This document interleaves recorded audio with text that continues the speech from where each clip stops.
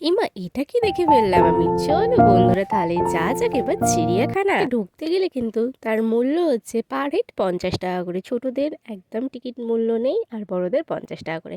আর দেখো চারপাশটা কত সুন্দরভাবে গাছপালা রয়েছে। যারা প্রকৃতি প্রেমিক তারা তো এখানে একবার যাওয়াই উচিত। হাই বন্ধুরা, চলে এসেছি আমরা চিড়িয়াখানায়। চলো আজকে চিড়িয়াখানায় কি কি মানে কি বলবো পশু পাখি দেখবো সেটা তোমাদের সাথে শেয়ার করবো আজকের এই ভিডিওর মাধ্যমে। চলো লেটস গো।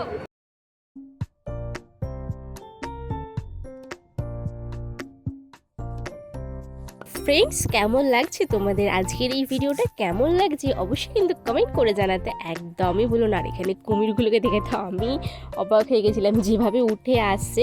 তো এটা হচ্ছে জাস্ট ছোট্ট একটা ক্লিপ এনেছি তোমাদের জন্য। তো তোমরা যারা যারা চিড়িয়াখানার ফুল ভিডিও দেখতে চাও আমাকে জলদি জলদি কমেন্ট করো।